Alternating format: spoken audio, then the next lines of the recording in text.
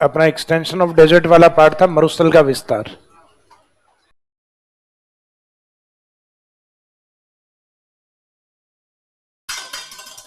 मरुस्थल के विस्तार में एक पॉइंट तो हमने ऊपर लिखा था, टोटल एरिया ऑफ डेजर्ट, मरुस्थल का कुल क्षेत्रफल कितना है? तो एरिया है इसका 1,75,000 वर्ग किलोमीटर। जो आगे हम इसको दो भागों में डिवाइड करेंगे, उसमें एरिड डेजर्ट का रहेगा 1,00,000 और सेमी एरिड का कितना रहेगा? 75,000। डेजर्ट की जो टोटल लेंथ या कुल लंबाई जो है वो लिखी थी हमने 640 किलोमीटर, 640 किलोमीटर। और इसकी विड्थ, चौड़ाई जो है वो लगभग इसकी आधी, तो फिक्स आधी तो 320 होती है, हमने राउंड ऑफ में लिया था 300 किलोमीटर। एक एवरेज हाइट के आधार पे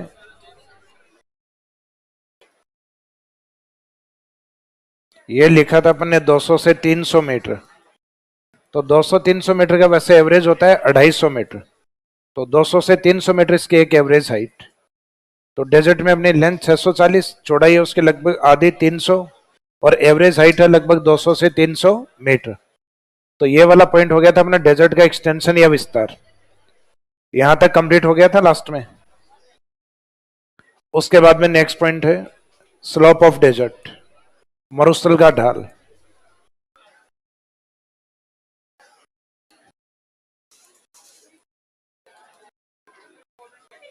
क्या क्लास लेट छुट्टी थी क्या आप लोगों की? कितने बजे? 9:10 पे छुट्टी है? 9:10 पे तो मैं आ गया था, बाहर की तरफ देख रहा था, आप सब खड़े थे।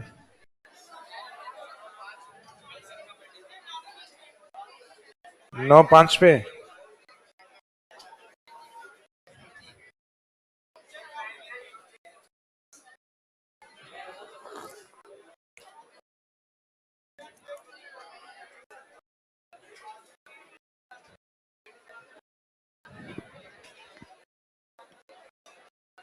कहीं तो मैं देखता हूँ कि बाहर खड़े खड़े बातें कर रहे होते हो आप लोग।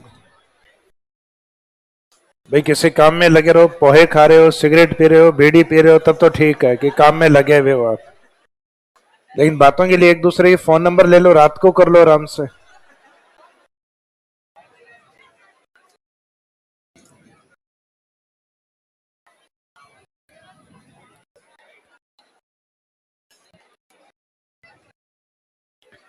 तो किसी भी ज्योग्राफिकल एरिया जिसमें स्लोप या जो ढाल होता है वो तय होता है उसके ड्रेनेज सिस्टम से, यानी उसमें पानी किस ओर जा रहा है उसके अकॉर्डिंग स्लोप होता है। जैसे पश्चिमी राजस्थान में बातें नहीं करें, तो ये जो मिड अरावली का जो पार्ट यानी अजमेर की जो पहाड़ियां हैं, नाग पहाड़ियों से डेजर्ट की एक सबसे लंबी नदी निकलती है लूनी, जो इंडिया में डेजर्ट में लॉन्गेस्ट रिवर मानी जाती है। तो इसका मीनिंग ये हुआ कि इंडिया की लॉन्गेस्ट रिवर नहीं है ये, इंडिया में डेजर्ट की लॉन्गेस्ट रिवर है, मरुस्थल की सबसे लंबी नदी। ऐसा ही एक एग्जांपल हम हिमालय से भी देखें, तो हिमालय से राजस्थान के नॉर्थ में घग्गर होते हुए पाकिस्तान की ओर जाती है। तो ये अपने डेजर्ट एरिया के बेस्ट एग्जांपल है लूनी, घग्गर। हालांकि कुछ ड्रेनेज सिस्टम अपवाद भी होते हैं, जैसे शेखावाटी की बात करें तो राजस्थान का जो नागौर वाला जो एरिया है, यानी नागौरी अपलैंड, नागौरी उच्च भूमि, ये थोड़ा सा अपलैंड वाला पार्ट है। तो यहाँ सीकर से जो नदी जाती है वो सदन में नहीं आती, वो चूरू के बॉर्डर की तरफ चलती है, नॉर्थ की तरफ। तो हालांकि कांतली कोई बड़ा एग्जाम्पल नहीं है, वो शेखावाटी एरिया में लगभग अप्रोक्सीमेट 100 किलोमीटर वाली नदी है। बाकी बड़े एग्जाम्पल आपके घग्गर और लोनी है। तो इनके स्लोप जैसे हैं डेजर्ट का स्लोप वैसे ही माना जाएगा। तो इन नदियों के जो ढाल है वो अपने को कुछ इस तरीके से दिखाई दे रहे हैं रिवर्स के अकॉर्डिंग अगर देखें। तो अब इस नदी को डायरेक्शन के अकॉर्डिंग डिवाइड करके देखो, तो यहाँ स्लोप निकलेगा आपका north east to, from north east to south west, ढाल उत्तर पूर्व से और दक्षिण पश्चिम की ओर। जैसे आप रन ऑफ कच्छ की ओर आते हो तो ढाल लगभग यहाँ 150 किलोमीटर के आसपास रह जाते, सॉरी 150 मीटर के आसपास रह जाते हैं। जबकि डेजर्ट के अपर वाले पार्ट में नागौर वगैरह इसके आसपास देखोगे तो स्लोप या ढाल होता है लगभग 300 मीटर के आसपास। तो सामान्य सी बात है कि जहां आपका हाइट अधिक होगा और जहां ढाल अधिक, ढाल कम होगा, तो हमेशा रिवर या ड्रेनेज सिस्टम उसी तरफ जाता है। जैसे अपने घर में नहीं होता, मकान की जो छत होती है उसका भी हल्का स्लोप रखा जाता है, जैसे छत के ऊपर हल्का सा ढाल दिया जाता है, जिस साइड में ढाल होता है वहां पे ड्रेनेज सिस्टम या पाइप लगाया जाता है। हालांकि डिपेंड ये करता है कि आपने मिस्त्री को टाइम से पैसा दिया नहीं दिया, चाय पिलाई या नहीं पिलाई। तो कई बार क्या होता है, ढाल तो इधर होता है, लास्ट में पाइप इधर लगा के जाता है कि अब निकाल लेना बैठे बैठे पानी। तो मीनिंग ये है कि डेजर्ट का स्लोप या ढाल है वो किससे डिसाइड होता है, वहां बहने वाले ड्रेनेज सिस्टम या वहां बहने वाली नदियों के अकॉर्डिंग। और नदियों में यहाँ सबसे बेस्ट एग्जाम्पल डेजर्ट का कौन है, लोनी। तो लोनी का इस तरीके से डायग्राम इंडिकेट करते हुए स्लोप में लिख देना from north east to south west, उत्तर पूर्व से दक्षिण पश्चिम की ओर। तो जो आपने हेडिंग डाली है ना स्लोप ऑफ डेजर्ट, उसके आगे लिख दो उत्तर पूर्व से दक्षिण पश्चिम। इन ये स्टेटमेंट में आते हैं आजकल ऐसे कथन कि मरुस्थल का ढाल है वो उत्तर पूर्व से दक्षिण पश्चिम की ओर जाती है। विस्तार वाला लिखवा दिया था कल आपको, उस विस्तार के बाद में नेक्स्ट हेडिंग है स्लोप ऑफ डेजर्ट, मरुस्थल का ढाल। मरुस्थल का ढाल, और ढाल तय होता है रिवर्स के अकॉर्डिंग। जैसे अपने घर में ढाल किस ओर है, तो पानी की 2-4 बाल्टी डालो, पता लग जाएगा किस ओर है।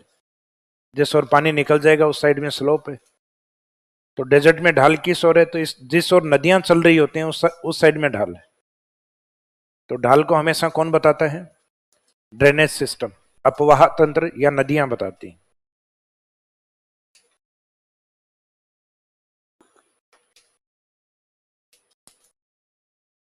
मरुस्थल का ढाल, उसके आगे लिखो उत्तर पूर्व से दक्षिण पश्चिम की ओर, from north east to south waste.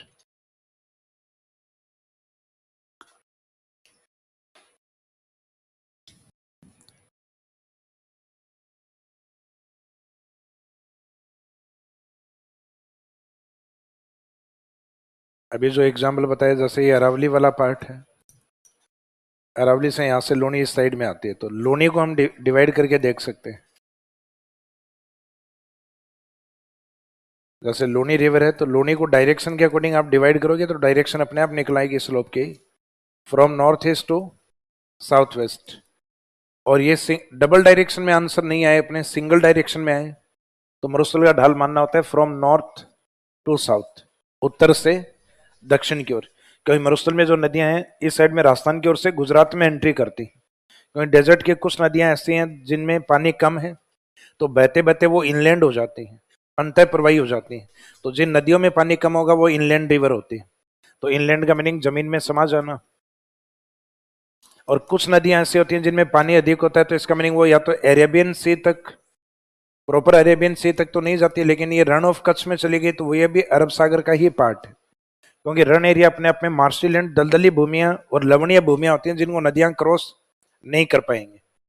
जैसे एक साउथ की मूवी है मगधीरा, तो उस मगधीरा के अंदर वो हीरोइन का दुपट्टा उस घोड़े के उसके ऊपर बांधा जाता है, और मगधीरा का जो घोड़ा जो भागता है उसमें, तो उसमें घोड़े के पीछे जाता है, और लास्ट में वो घोड़ा जिस जगह फंस जाता है ना, एक जगह एक वाइट वाइट सी जगह दिखाई दी जाती है जिसमें वो धंसता हुआ जाता है, तो वो होता है रन भूमि। तो रन वाले एरिया ज्यादातर जगह तो चट्टानी भाग होते हैं, लेकिन कुछ जगह उसमें पानी भरा हुआ रहता है। जैसे गुजरात के रन ऑफ कच्छ की तरफ कई बार जाते हैं तो उसमें कुछ दलदली भूमि या मार्सी लैंड भी होते हैं। तो जहाँ कई होते हैं ना जो राइडिंग या गाड़ी चलाने के शौकीन होते हैं, तो रन ऑफ कच्छ के एरिया में या राजस्थान के भी रेडाना रन की ओर इस साइड में कई बार गाड़ियां चला दें तो फंस जाती हैं गाड़ियां। फिर निकालने के लिए जो गाड़ी आती है वो भी उससे लगभग 200-300 मीटर दूर खड़ी होती है, क्योंकि वो अगर नजदीक आएगी तो उसको निकालने के लिए भी फिर वो रहेगी फिर। तो इसका मीनिंग ये अपने अपने दलदली भूमियां होती हैं। तो ये नदियां सिर्फ रन ऑफ कच्छ तक ही जा पाती हैं, प्रॉपर अरेबियन सी तक नहीं जाती। तो रन ऑफ कच्छ को भी अरेबियन सी का ही पार्ट माना गया है। तो अपने लूनी जाती है रन ऑफ कच्छ के अंदर, तो ये अरब सागर के पार्ट में काउंट होती है। आप रावली में नीचे की तरफ आओगे तो सिरोही आएगा, सिरोही से एक नदी जाती है वेस्ट बनास, तो वो भी कच्छ में जाती है, लेकिन वो कच्छ का एक छोटा पार्ट आता है साउथ ईस्ट में, लिटिल कच्छ। वो लिटिल कच्छ तक जाती है, उसको भी हम अरेबियन सी मानते हैं। तो इसका मीनिंग जो रन ऑफ कच्छ तक पहुंच गई, इसका मीनिंग वो क्या माना जाएगा, वो माना जाएगा अरेबियन सी का पार्ट। तो इसमें स्लोप या ढाल अपने को कुछ इस तरीके से, नहीं ये बनाने की आवश्यकता नहीं है, अपने ड्रेनेज सिस्टम लोनी अलग से पढ़ेंगे तो उसमें ढाल अपने आप समझ में आ जाएगा। इसमें डायग्राम बना के, और इस डायग्राम के ऊपर यहाँ एग्जाम्पल लिख देना, उदाहरण लोनी, कि लोनी के एग्जाम्पल के अकॉर्डिंग स्लोप लिखा अपन ने नॉर्थ ईस्ट से साउथ वेस्ट की तरफ। हाँ, साउथ वेस्ट की तरफ यहाँ नीचे ब्रैकेट में लिख सकते हो गुजरात, कि राजस्थान की पश्चिम की नदियां मुख्यतः किस ओर बढ़ती हैं, तो किस ओर बढ़ती हैं, गुजरात की तरफ। तो सिंगल डायरेक्शन में आंसर माना जाए तो आंसर रहता है उत्तर से दक्षिण की तरफ चलती है नदी। वो डबल डायरेक्शन मैंने लिखवा दिया आपको। तब सिंगल डायरेक्शन में आंसर टारगेट इनको ही करेंगे सिर्फ, फ्रॉम नॉर्थ टू साउथ, उत्तर से दक्षिण की ओर। या दूसरा ऑप्शन लिख ही लो, जैसे लिखा ना, उत्तर पूर्व से दक्षिण पश्चिम, और या फ्रॉम नॉर्थ टू साउथ, या उत्तर से दक्षिण की ओर। वैसे सिंगल डायरेक्शन में आंसर दिया हुआ हो तो सिंगल डायरेक्शन में फिर एक आंसर ये भी दिया हुआ रहेगा, ईस्ट से वेस्ट की ओर। तो वैसे आंशिक ये भी ठीक है, गलत नहीं है कि नदियां पहले पश्चिम की ओर फिर बाद में सदन की तरफ हो जाती हैं। तो फाइनली स्लोप होता है नॉर्थ टू साउथ की तरफ, उत्तर से राजस्थान की ओर से गुजरात की तरफ। तो ये जो अरब सागर की जो नदियां हैं वो सिर्फ हमारी नहीं है, वो नदियां गुजरात की भी हैं, क्योंकि बिना गुजरात के हम अरेबियन सी में काउंट ही नहीं हो सकते, क्योंकि हमारी जो सीमा है वो किसी भी सी या किसी भी ओसेनिक पार्ट को टच नहीं करती। तो अरब सागरी नदियां किसके थ्रू अरब सागर की होती हैं? गुजरात के थ्रू, यानी वो नदियां सिर्फ हमारी नहीं है, गुजरात की नदियां भी रहती है।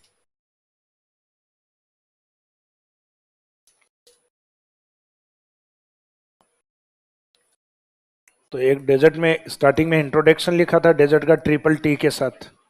ये थार डेजर्ट है, टेथिस सी में बना हुआ है, ट्रसेरी काल और प्लीस्टोसीन काल में बना हुआ है।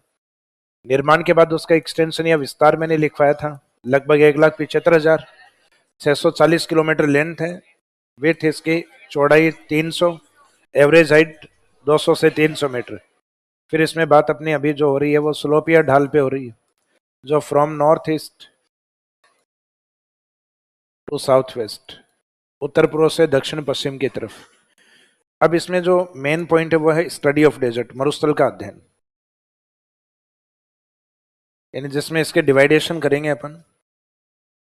बाकी करने को अभी तक भी अध्ययन ही चल रहा था। मरुस्थल का अध्ययन, study of desert.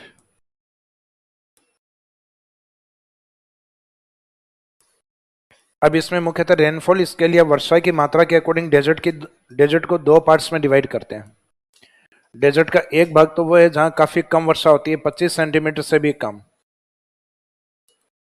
Less than 25 rainfall, less than 25 centimetre rainfall is known as arid desert. 25 centimetre से कम वर्षा वाले क्षेत्र को क्या कहा जाता है? एरी डेजर्ट, या इसके लिए एक दूसरा शब्द और यूज किया जाता है, राठी रीजन। राठी क्षेत्र भी इसको कहा गया है क्योंकि इस क्षेत्र में राठी गाय पाली जाती है। जैसे अपने कोटपुतली बहरोड वाला जो एरिया होता है ये होता है राठ, राठ या अहिर वाट। अहिर यानी यादव डायनेस्टी, यादव वंशज है उनको कहा जाता है अहिर। तो जहां अहिरों का शासन रहा है वो है अहिरवाट, जो जयपुर कोटपुतली से लेके बानसूर हरियाणा बॉर्डर तक चलता है, जो पहले अलवर का पार्ट था अब कोटपुतली बहरोड में आता है। तो राठ अपने राजस्थान के ईस्ट में आता है, कोटपुतली बहरोड रीजन, और राठी राजस्थान के पश्चिम में होता है। बीकानेर, जैसलमेर, या यूं कहें राजस्थान के उत्तरी भाग में भी मुख्यतः कौन सी काउ ब्रीड पाली जाती है? तो ये राठी पाली जाती है। तो राठी के अकॉर्डिंग ये क्षेत्र राठी प्रदेश। अब इसके जस्ट ईस्ट वाला जो पार्ट आता है ये आता है सेमी एरिड के अंदर। इस भाग को हम मानते हैं 25 सेंटीमीटर से, और अरावली पे वर्षा कितनी होती है? Average 50 centimetre. तो 25 से 50 सेंटीमीटर वाला जो एरिया है इसको हम लेते हैं सेमी एरिड, अर्धशुष्क प्रदेश, या अर्धशुष्क मरुस्थल, सेमी एरिड डेजर्ट। इसके लिए एक शब्द और भी यूज करते हैं, बांगड़। ये क्यों करते हैं ये देखेंगे अभी। तो इसका मीनिंग है कि डेजर्ट को अध्ययन की दृष्टि से पुनः कितने भागों में बांटा गया है? इसके दो डिवीजन किए गए हैं, एरिड एंड सेमी एरिड, शुष्क और अर्धशुष्क। तो इसमें लिखिएगा next point, study of desert, heading है नेक्स्ट, मरुस्थल का अध्ययन।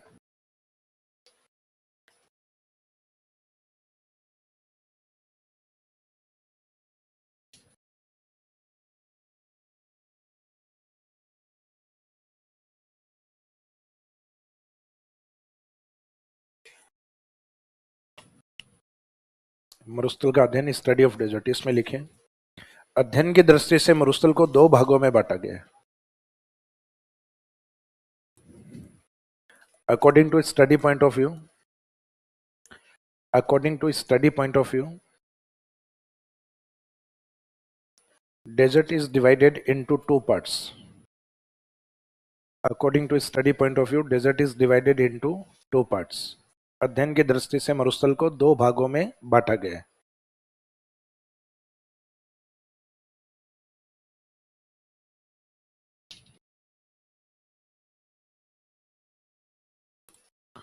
मरुस्थल को दो भागों में बांटा गया है।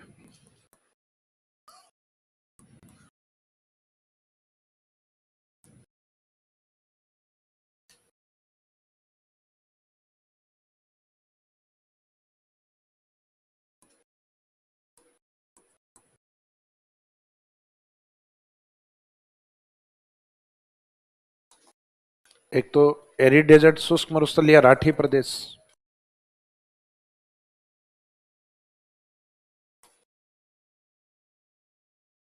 शुष्क मरुस्थल या राठी प्रदेश।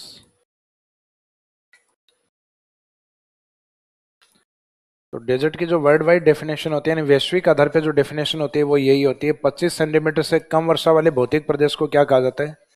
डेजर्ट कहा जाता है। तो अपने डेजर्ट कंप्लीट डेजर्ट कंडीशन में नहीं आता। इस कारण इसकी दो कंडीशन होती हैं, एक तो वो वास्तव में जो डेजर्ट है यानी जो एरिड रीजन है, और एक वो जिन क्षेत्रों में अपने ड्रेनेज सिस्टम एक्टिव होते हैं या इसकी तुलना में अधिक वर्षा होती है, तो वो जस्ट इससे डबल वर्षा वाला होता है। ये होता है 0 से 25 के बीच वाला, और वो होता है 25 से 50, 25 टू 50 सेंटीमीटर रेनफॉल रीजन होता है नेक्स्ट वाला। तो उसको हम एरिड नहीं बोल के सेम एरिड कहा जाता है, शुष्क नहीं कह के अर्ध शुष्क।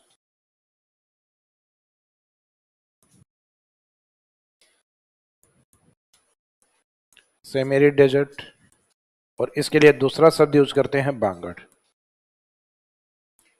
बांगड़ में लास्ट में आर भी लिख सकते हो और डी भी लिख सकते हो।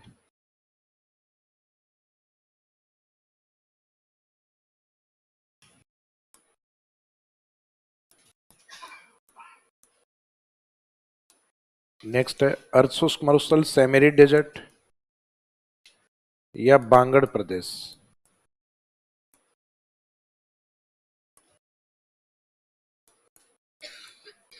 ये अड़े इंग्लिश में आर आ गया तो हो सकता है हिंदी में कई बार इसमें बांगर भी लिखा हुआ जाता है, तो बांगड़ या बांगर क्षेत्र। तो इस नाम से अपने पश्चिमी राजस्थान में जाते हैं तो पाली के अंदर कॉलेज भी आता है, बांगड़ कॉलेज, कई जगह बनी हुई है।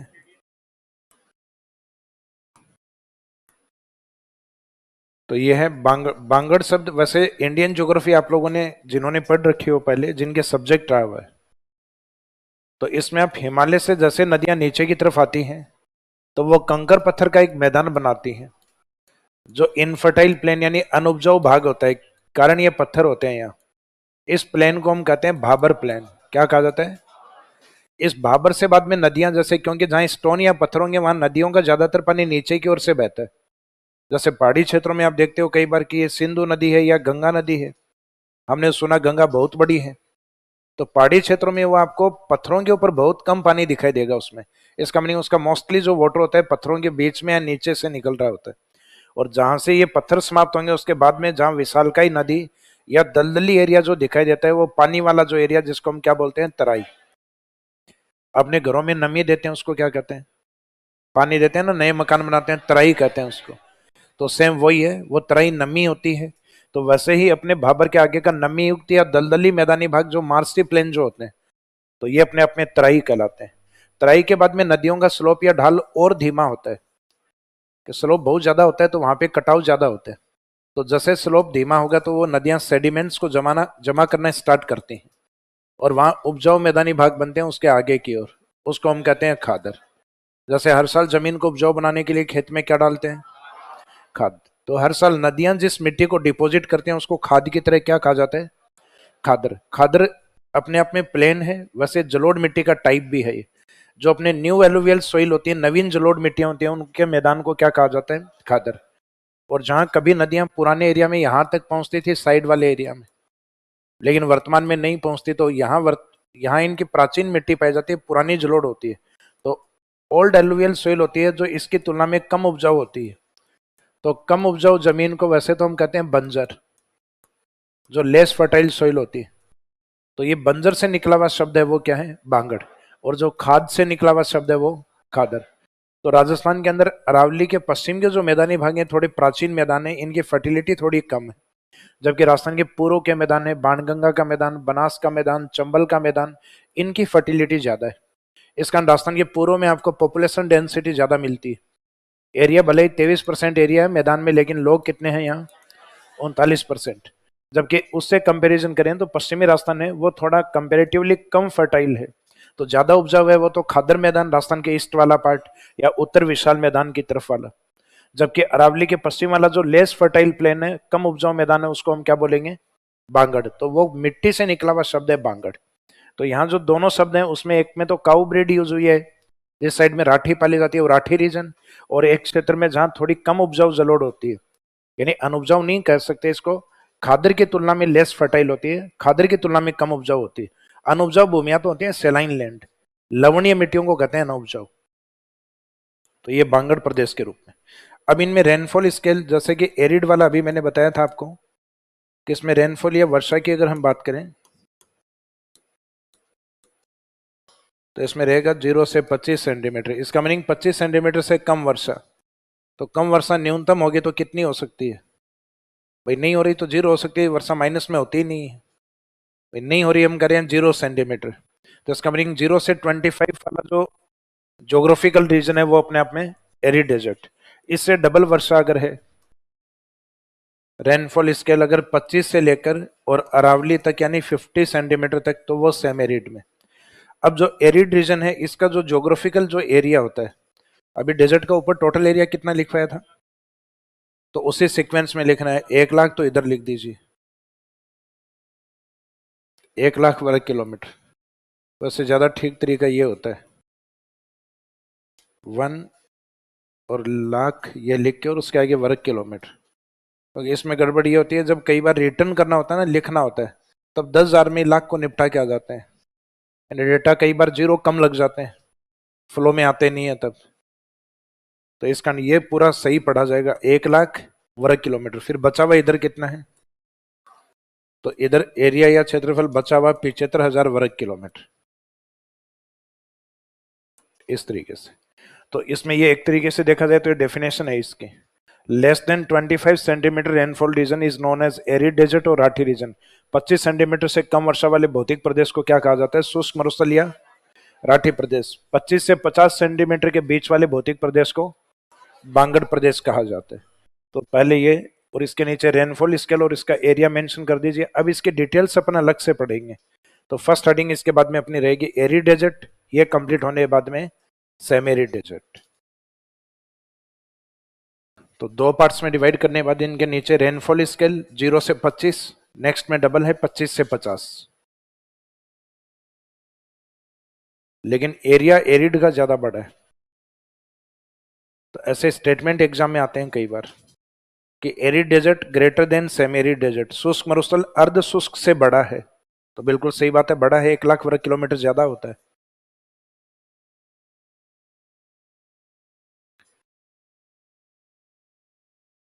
तो ये आज के लिए शब्द कम यूज करते हैं, एरिड सेमी एरिड, इनकी जगह शब्द यूज करते हैं राठी रीजन, बांगड़ रीजन, इन शब्दों का यूज ज्यादा करते हैं आजकल।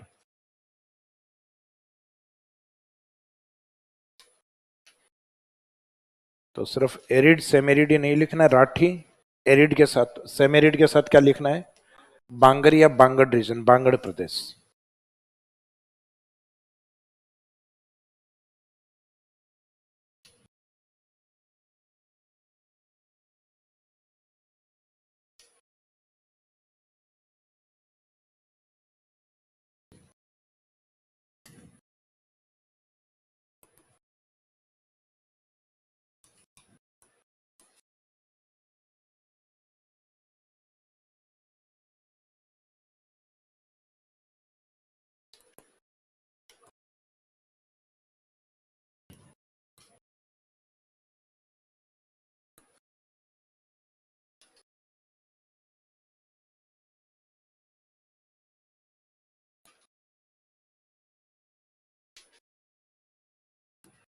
ये जो ज्योग्राफिकल एरिया है राजस्थान के लगभग इंटरनेशनल बॉर्डर वाला जो हिस्सा है,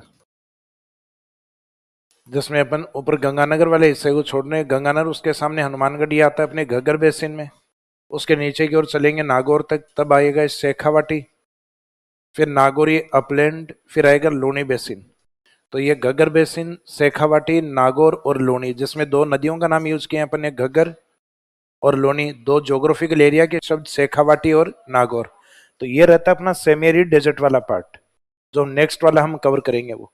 और उसके वेस्ट वाला जो पार्ट है, जो 25 सेंटीमीटर से कम एरिया में, और इसमें भी आप पश्चिम में चलते जाओगे तो जैसलमेर के पश्चिम में एक प्रमुख तहसील आती है जिसका नाम है सम तहसील, जो टूरिज्म के लिए प्रसिद्ध है, जहां लोग क्या देखने के लिए जाते हैं, ड्यून्स देखने के लिए जाते हैं, दोहरे देखने के लिए जाते हैं। अब वो मोटी मिट्टी के बने होते हैं, तो बारीक मिट्टी तो क्या होती है, क्ले पार्टिकल, उससे मोटी होती है वो सिल्ट होती है, और उससे मोटी होती है वो, तो ये सैंड पार्टिकल से बने होते हैं, इसका इनको कहते हैं सैंड ड्यून्स। सैंड यानी बालू मिट्टी या बलुई मिट्टी, इसका इनको नाम दिया जाता है बालू का स्तूप। और जो टीला बन गए तो इसका मीनिंग स्तूप तो बन गए वो, लेकिन वो स्तूप किससे बना है, सैंड सॉइल से बना है, इस कारण इनको सैंड ड्यून्स कहा जाता है, बालू का स्तूप कहा जाता है। तो ये बालू का स्तूप वाला एरिया इसीलिए है क्योंकि एरिड रीजन में मुख्यतः जो विंड्स होती हैं वो सॉइल को डिपोजिट करती है वहां, और जहां मिट्टी जमा होगी इसका मीनिंग वहां ड्यून्स बनते हैं। तो एरिड डेजर्ट के जब भी हम स्टडी करते हैं, यानी जब शुष्क मरुस्थल को टारगेट करते हैं, तो इसमें इसके जो अध्ययन होता है वो सिर्फ ड्यून्स को लेके ही होता है। अब आप एरिड डेजर्ट में अगर जाएं कभी पश्चिमी राजस्थान के शुष्क मरुस्थल में, तो आपको क्या हर जगह रेत का टीला मिलेगा, नहीं मिलेगा। तो इसमें दो कंडीशन मिलेंगे, एक तो विद सैंड ड्यून और एक विदाउट सैंड ड्यून, बालू का स्तूप युक्त और बालू का स्तूप मुक्त। तो ये तो अपने माइंड में रहता है कि हम पश्चिमी राजस्थान में जा रहे हैं तो अपने को रेत के टीले देखने को मिलेंगे, तो ये माइंड में अपने इसलिए रहता है क्योंकि वास्तव में ज्यादा एरिया ड्यून्स वाला है और एक कम क्षेत्र है जो विदाउट सैंड ड्यून है। तो इसका मीनिंग है कि जब भी एरिड में जब बात करेंगे तो बात हमारी ड्यून्स के ऊपर ही होगी। तो ड्यून्स में या तो विद सैंड ड्यून या विदाउट सैंड ड्यून। तो ड्यून्स के अंदर इसमें दो पॉइंट आते हैं अपने, एक तो विदाउट सैंड ड्यून रीजन, बालू का स्तूप मुक्त प्रदेश, यानी जहां बालू का टीले नहीं पाए जाते, और एक जहां ये ड्यून्स होते हैं उसको कहते हैं विद सैंड ड्यून रीजन, बालू का स्तूप युक्त प्रदेश। यानी सिर्फ दोनों में इस शब्द को लेके फर्क, बाकी दोनों में कॉमन शब्द है ड्यून्स, एक में नहीं है और एक में ड्यून्स पाए जाते हैं। तो हम जब एरिड डेजर्ट को फिर से डिवाइड करेंगे तो इसके पार्ट किसके आधार पे होंगे, ड्यून्स के आधार पे। एक विदाउट सैंड ड्यून एरिया होगा और एक विद सैंड ड्यून, बालू का स्तूप मुक्त और बालू का स्तूप युक्त। तो इसमें शुष्क मरुस्थल जो हेडिंग में लिया है उसकी डेफिनेशन लिखिए, दो पार्ट्स में डिवाइड करके। फर्स्ट हेडिंग में लिखिए एरिड डेजर्ट और राठी रीजन, पहले लिखिए शुष्क मरुस्थल या राठी प्रदेश। इसमें लिखिए 25 सेंटीमीटर से कम वर्षा वाले भौतिक प्रदेश को, 25 सेंटीमीटर से कम वर्षा वाले भौतिक प्रदेश को, less than 25 centimetre rainfall reason, 25 centimetre से कम वर्षा वाले भौतिक प्रदेश को शुष्क मरुस्थल या राठी प्रदेश कहा जाता है।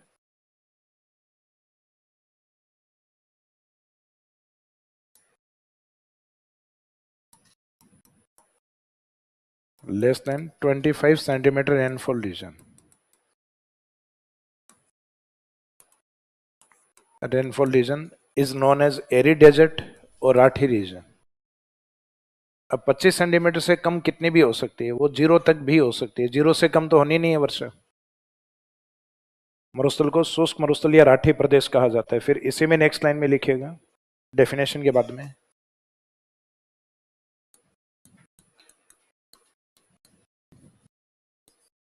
अध्ययन या स्टडी। इसके अध्ययन में इसको हम फिर से दो भागों में डिवाइड करते हैं। जो अभी बताया था कि एक हिस्सा तो इसमें ऐसा होगा जहां आपको क्या देखने को मिलेंगे, ड्यून्स देखने को मिलेंगे, बालू का स्तूप। लेकिन इसमें कुछ चट्टानी भाग भी ऐसा होगा जिसका कुछ भाग जैसलमेर में, कुछ फलोदी की और कुछ बाड़मेर की ओर फैला हुआ है। और ये एरिया हमारे लिए वैसे बालू का स्तूप मुक्त प्रदेश होता है, और जहां रेत के टीले आपको दिखाई दे रहे हैं वो हमारे लिए, जहां दिख रहे हैं इसका मीनिंग बालू का स्तूप युक्त प्रदेश होता है, इसका meaning with sand dune region. और जहां नहीं है वो बालू का स्तूप विदाउट सैंड ड्यून रीजन। तो अध्ययन में इसमें लिखेगा, अध्ययन की दृष्टि से शुष्क मरुस्थल को पुनः दो भागों में बांटा गया। According to study point of view, arid desert again divides into two parts. अध्ययन की दृष्टि से शुष्क मरुस्थल को पुनः दो भागों में बांटा गया। पुनः क्यों लिखा अपन ने? क्योंकि हम डेजर्ट का एक डिवाइडेशन ऊपर करके आ चुके हैं, एरिड और सेमी एरिड। ये एरिड को फिर से डिवाइड कर रहे हैं अपन। तो according to study point of view, arid desert again divides into two parts. अध्ययन की दृष्टि से शुष्क मरुस्थल को पुनः दो भागों में बांटा जाता है। शुष्क मरुस्थल को पुनः दो भागों में बांटा जाता है। तो पुनः दो भाग या again divides into two parts. तो ये जो एरिड डेजर्ट यानी जो सूखा मरुस्थल यानी शुष्क मरुस्थल, इसके दो भाग में से एक रहेगा अपना बालू का स्तूप। पहले जो नहीं पाए जाते हैं वो लिख देते हैं, बालू का स्तूप मुक्त प्रदेश।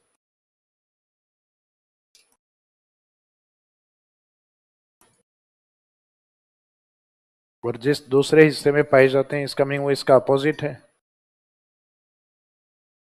बालू का स्तूप युक्त प्रदेश।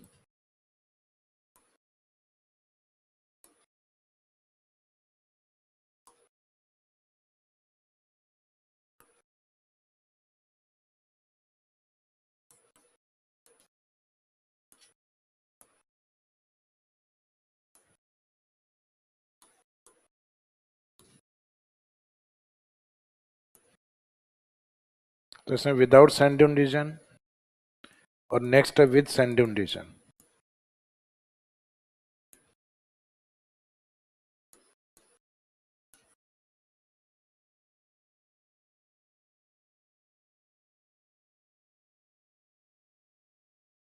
विदाउट सैंड ड्यून रीजन और दूसरी तरफ है विद सैंड ड्यून रीजन। तो जो ड्यून्स के बिना है वो विदाउट यानी बालू का स्तूप मुक्त, और जिसमें ड्यून्स हैं इसका मीनिंग वो विद सैंड ड्यून बालू का स्तूप युक्त। तो इन दोनों शब्दों का फर्क है सिर्फ। तो एक में मुक्त को अंडरलाइन कर देना और एक में युक्त को अंडरलाइन, विदाउट को और विद को। बाकी टर्म्स सेम है दोनों में बात ड्यून्स को लेकर। एक में यह बताया जा रहा है कि विदाउट सैंड ड्यून यानी बालू का स्तूप नहीं है, दूसरे में लिखा जा रहा है विद सैंड ड्यून यानी बालू का स्तूप युक्त, यानी ड्यून्स पाए जाते हैं। तो पाए जाते हैं तो कौन कौन से टाइप के हैं? तो यहां हम बात करेंगे टाइप्स ऑफ ड्यून्स के ऊपर, और यहां नहीं पाए जाते उसके पीछे मेन कोज या कारण क्या, उस कारण के ऊपर बात करेंगे।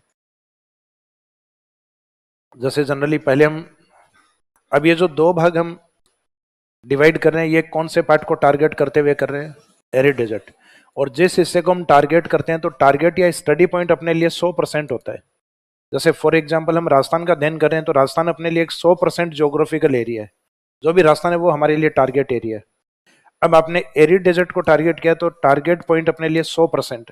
अब वो 100% पार्ट में दो हैं, एक तो विदाउट सैंड ड्यून और एक विद सैंड ड्यून। तो इन दोनों में कौन सा हिस्सा ज्यादा होना चाहिए? आज तक आपने सुना क्या है?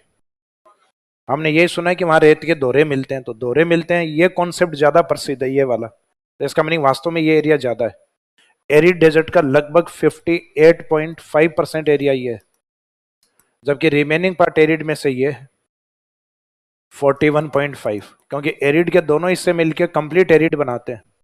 तो ये पूछ लिया जाए कि एरिड डेजर्ट में से कितना हिस्सा बालू का स्तूप युक्त है, तो अप्रोक्सीमेट 60% यानी 58.5, और approximate without sand dune area approximate 40% के आसपास। तो 40 से थोड़ा सा बढ़ा के बताना 41.5। तो इसका मीनिंग दोनों परसेंटेज में एक को रटना है। एक को रट के 100 में से बचा हुआ वो दूसरा रहेगा, या दूसरा रट लो बचा हुआ पार्ट है वो फर्स्ट रहेगा। तो अपने ये कॉन्सेप्ट ठीक से याद होता है कि हम पश्चिमी राजस्थान में जाते हैं तो अपने वो रेत के दौरे देखने को मिलते हैं, तो इसका मीनिंग वो एरिया ज्यादा फैला हुआ है।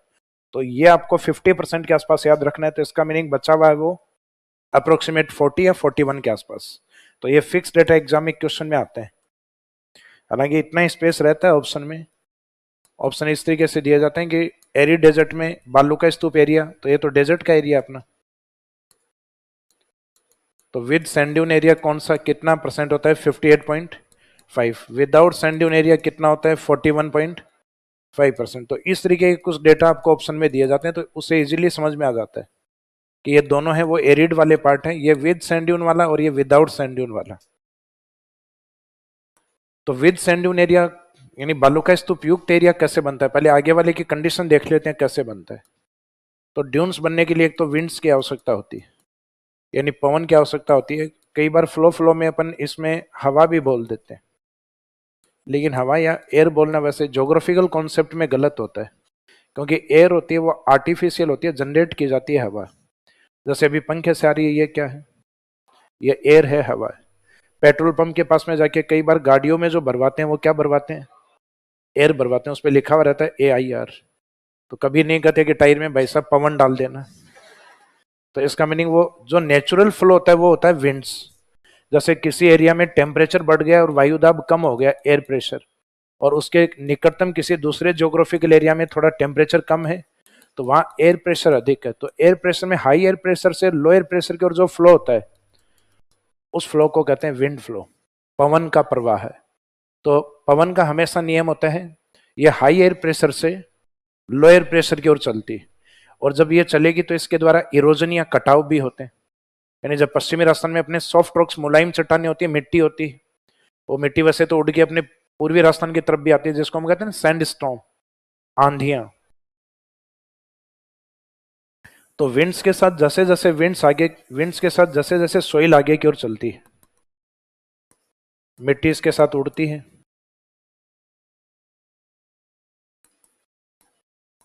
और इस मिट्टी का आगे जाके डिपोजिशन भी होता है, जमाव भी होता है इसका। तो जमाव दो कंडीशन में होता है, या तो विंड स्पीड कम हो जाए, तो विंड स्पीड अगर कम हो जाएगी तो उसकी ट्रांसपोर्टेशन कैपेसिटी, परिवहन की क्षमता कम हो जाती है फिर, या सामने कोई बैरियर आ जाए। बैरियर कुछ भी हो सकता है, अपने घर की दीवार भी बैरियर, कोई माउंटेन है वो भी बैरियर है, कोई वेजिटेशनल एरिया है वो भी बैरियर। जैसे कई बार आंधी आती है तो अपने घर की दीवारों के टकरा के और धीरे कम मात्रा में मिट्टी जमा हो जाती है, हालांकि घर की सफाई नहीं करते हैं 8 10 15 दिन, तो छोटे छोटे रेत के टीले बनना स्टार्ट हो जाते हैं। वो बालू कैसे तो जैसलमेर वाले जैसे तो नहीं होते कि उनके ऊपर बैठ के आप फिसल लो, वो तो वो डेजर्ट में ही मिलेंगे आपको, लेकिन मिट्टी की परतें धीरे धीरे जमा होना स्टार्ट हो जाएंगी। तो इसका मीनिंग है वो उसके छोटे एग्जाम्पल है, वो तो 2 4 5 साल का एग्जाम्पल है, और ऐसा पश्चिमी राजस्थान में करोड़ों वर्षों से हो रहा है। तो इसका मीनिंग है वहां ड्यून्स के साइज या आकार धीरे धीरे बड़े होते जाते हैं। तो जब पवन के द्वारा मिट्टी का डिपोजिशन यानी निक्षेपण होता है,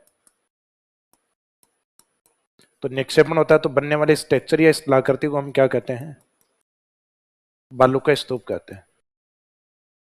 जब विंड्स के द्वारा सॉइल को डिपॉजिट किया जाता है, डिपॉजिट का मीनिंग होता है निक्षेपण, या निक्षेपण को हम क्या लिख सकते हैं, जमाव। ज्योग्राफिकल लैंग्वेज में यही आता है। निक्षेपण होता है तो बनने वाली स्थलाकृतियों को क्या कहा जाता है, सैंड ड्यून्स। तो when the winds deposit of soil then formed structure is known as sand dune.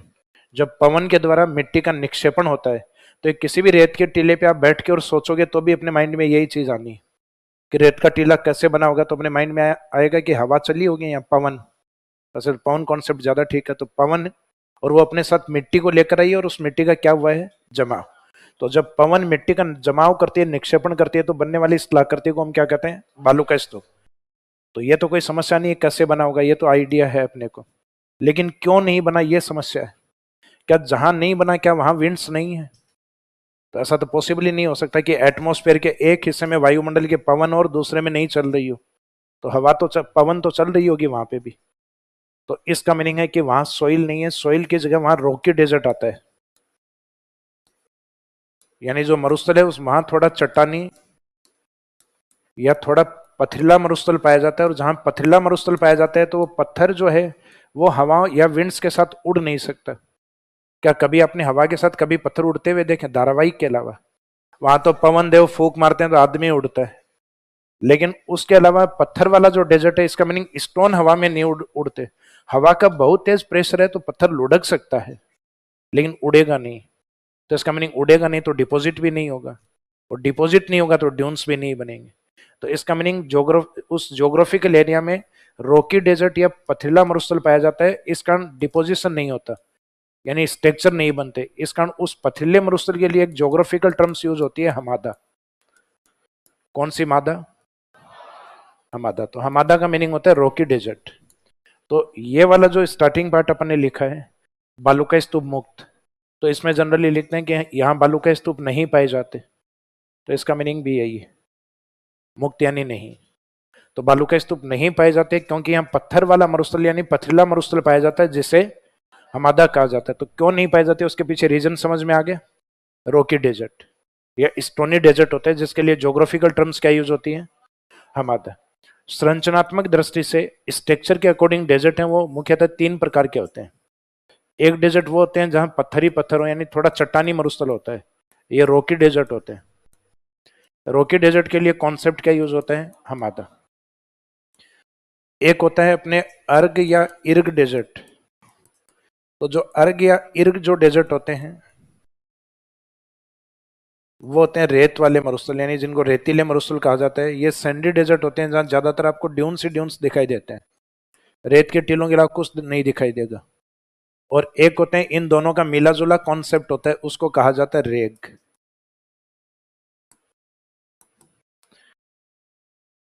रेग A+B दोनों कंडीशन होती हैं, ये कंडीशन भी होती है उसमें, ये कंडीशन भी होती है, वो रेग होता है। यानी पथरीला मरुस्थल और रेतीले मरुस्थल को मिला के क्या क्या कहा जाता है, रेग डेजर्ट कहा जाता है। तो ये उसके स्ट्रक्चर के अकॉर्डिंग या संरचना के अकॉर्डिंग उसको डिवाइड किया जाता है डेजर्ट को। तो ये स्ट्रक्चर वगैरह तो डेजर्ट अपने आप में फिजिकल ज्योग्राफी में एक अलग टॉपिक आता है आपके, अब RS में आता है मेंस के अंदर, फिजिकल ज्योग्राफी PSI वगैरह इन एग्जाम्स में नहीं है अपने। तो वहां डेजर्ट के स्ट्रक्चर के बारे में बताया जाता है कि डेजर्ट है वो स्ट्रक्चर या संरचना के आधार पर 3 प्रकार के होते हैं। एक स्ट्रक्चर के अलावा दूसरा डिवाइडेशन और होता है डेजर्ट का क्लाइमेटिक बेस पे। मरुस्थलों को हम जलवायु आधार पे भी बांटते हैं, जैसे कि विश्व का सबसे बड़ा मरुस्थल अंटार्कटिका, कौन सा है, अंटार्कटिका, वो कोल्ड डेजर्ट में आता है। सारा आपके हॉट डेजर्ट यानी उष्ण कटिबंधीय मरुस्थलों में आता है। जैसे अपनी पृथ्वी के ऊपर अंटार्कटिका का जो जितना भी भाग है वो सारा डेजर्ट ही है, कोई वर्षा नहीं होती, ग्लेशियर्स पाए जाते हैं वहां, हिमानी है टेम्परेचर कम होने के कारण। तो इसका मीनिंग है कि अंटार्कटिका वाले क्षेत्र में आपके 25 सेंटीमीटर से भी कम वर्षा होती है, तो इस कारण वो डेजर्ट कंडीशन में। अब ये नहीं होता कि सर वहां बर्फ कितनी सारी है, तो बर्फ को देख के हम ये नहीं कहेंगे, क्योंकि बर्फ जो होती है वो अपने आप में अलग होता है, वो स्नोफॉल है ना कि रेनफॉल। जबकि डेजर्ट को डिफाइन किया गया रेनफॉल के बेस पे, तो वहां वर्षा नहीं होती, भले ही बर्फ हो, वहां पानी पानी हो जाए। अब जैसे लेह लद्दाख है, तो लेह लद्दाख में तो अपने खूब पानी है, कारण ऊपर ग्लेशियर्स मेल्ट होते हैं, ग्लेशियर्स का पानी आता है, लेकिन वर्षा नहीं होती वहां, कि सर सर्दियों में होती है, वो स्नोफॉल होती है, वर्षा नहीं है वो, उसको हिमपात कहा जाता है, रेनफॉल नहीं कहा जाता। तो विश्व के सबसे बड़े मरुस्थल में इसका मीनिंग है किस प्रकार के डेजर्ट का एग्जांपल हो गया, टेम्परेचर के बेस पे, ये कोल्ड डेजर्ट या ठंडे मरुस्थल का एग्जांपल। फिर अफ्रीका के अंदर अपने को पता है कि अफ्रीका का वेस्ट टू ईस्ट की ओर जो फैला हुआ ये जो डेजर्ट,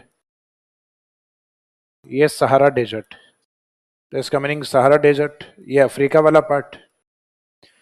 फिर बाद में इस साइड में आइए, यहाँ पे चीन और मंगोलिया के बीच में एक डेजर्ट आता है, कौन सा डेजर्ट आता है, गोबी का डेजर्ट। तो ये सहारा अपने ट्रॉपिकल डेजर्ट में, उष्ण कटिबंधीय मरुस्थलों में विश्व के सबसे बड़े डेजर्ट में आता है, उष्ण कटिबंध में। मैं एरिया वाइज बात करें तो अपना अंटार्कटिका है, लेकिन ये किस प्रकार की कॉन्सेप्ट में आएगा, कोल्ड डेजर्ट, ये आएगा हॉट डेजर्ट या ट्रॉपिकल टाइप डेजर्ट, उष्ण कटिबंधीय मरुस्थल। और ये विश्व में सबसे बड़ा टेम्परेट जोन डेजर्ट, यानी विश्व में शीतोष्ण कटिबंध का सबसे बड़ा मरुस्थल किसको माना जाता है, गोबी, जो चाइना और मंगोलिया के बीच का एरिया है। तो अलग अलग कॉन्सेप्ट में बड़े अलग होते हैं, जैसे ठंडे में बड़ा पूछा है अंटार्कटिका, ट्रॉपिकल या उष्ण में बड़ा पूछा है सहारा, टेम्परेट जोन या शीतोष्ण कटिबंध में बड़ा पूछा है गोबी। और जब टेम्परेचर कंडीशन अपन हटा दें और सिंपल पूछे कि सबसे बड़ा कौन है, देन अंटार्कटिका है। तो इसका मीनिंग डेजर्ट का एक डिवाइडेशन होता है क्लाइमेटिक बेस पे, क्लाइमेटिक बेस पे कोल्ड डेजर्ट होते हैं, हॉट या ट्रॉपिकल डेजर्ट होते हैं, और एक होते हैं टेम्परेट डेजर्ट, शीतोष्ण कटिबंधीय डेजर्ट। तो ये डिवाइडेशन वही आता है आपके फिजिकल ज्योग्राफी वाले पार्ट में।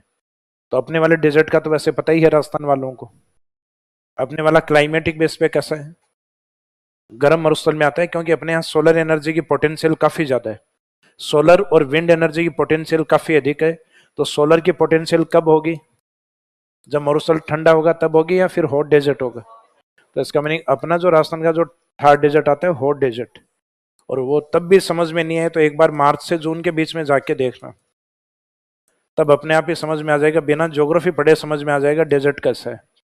यानी ये हॉट डेजर्ट में आता है। सीजनल कुछ पार्ट ऐसा आता है जिस समय ठंड भी होती, लेकिन वो बहुत कम समय होता है, दिसंबर और जनवरी, सिर्फ 2 महीने होते हैं जिस समय ठंड होती।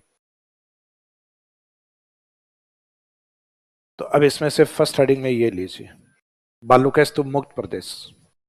2 पार्ट्स में डिवाइड किया था, उसमें फर्स्ट हेडिंग है बालू का स्तूप मुक्त प्रदेश। तो इसमें फैक्ट लिख लिया था ना अपने, विदाउट सैंड ड्यून के आगे ब्रैकेट में फैक्ट लिखना है 41.5%, ऊपर लिखना था अपने को, यह लिखवाया था मैंने। बालू का स्तूप मुक्त विदाउट सैंड ड्यून रीजन 41.5, और रिमेनिंग पार्ट आपका विद सैंड ड्यून, बालू का स्तूप स्तूप युक्त प्रदेश यानी 58.5।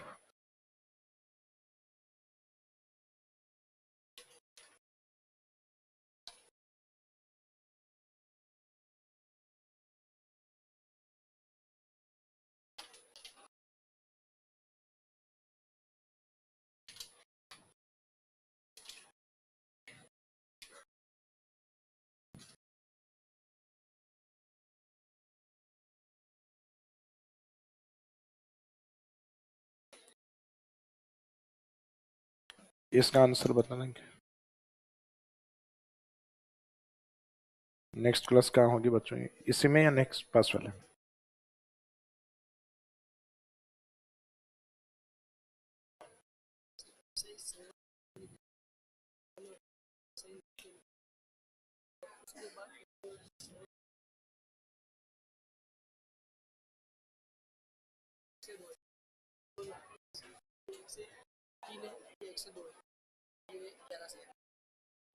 ये 11 से 1, हाँ जी, 11 से 1 का जो टाइम टेबल है आपका ध्यान रखना, 11 से 1 वाला, batch number 7, 8 and 11, Indian geography room number 12।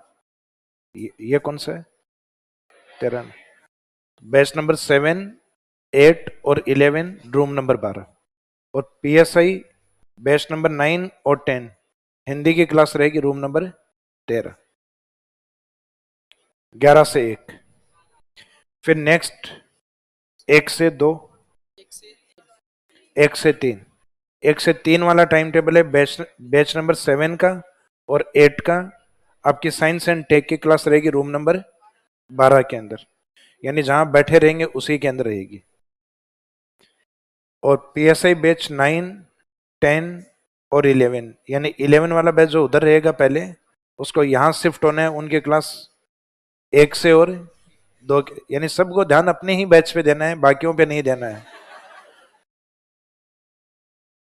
तो 9, 10 और 11 की ये क्लास रहेगी आपकी 1 से और 2 के बीच में, 3 नहीं रहेगी, 1 से 2 ही रहेगी इनकी। टेक वाली 1 से 3 रहेगी। ये 1 से 2 कौन सी है? ये रीजनिंग की रहेगी क्लास।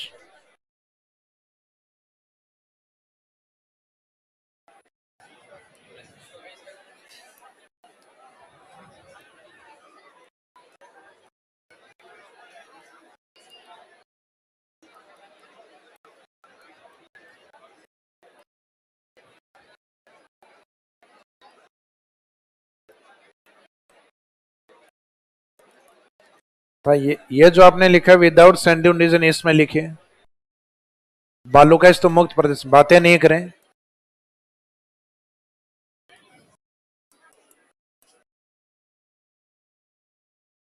विदाउट सेंडिंग रीजन इसमें लिखे यहां बालू का स्तूप नहीं पाए जाते।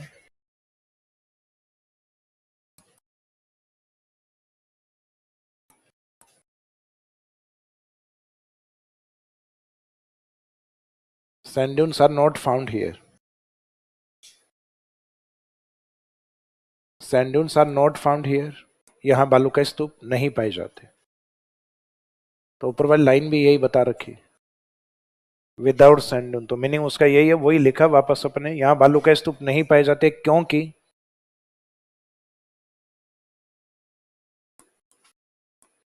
यहाँ पथरीला या चट्टानी मरुस्थल पाया जाता है, यानी थोड़ा जो टफ रॉक्स होता है ना, चट्टानी टाइप, क्योंकि यहाँ पत्थर से निकला हुआ शब्द है, पथरीला या चट्टानी मरुस्थल पाया जाता है। Sand dunes are not found here because rocky desert is found here, because rocky desert is found here.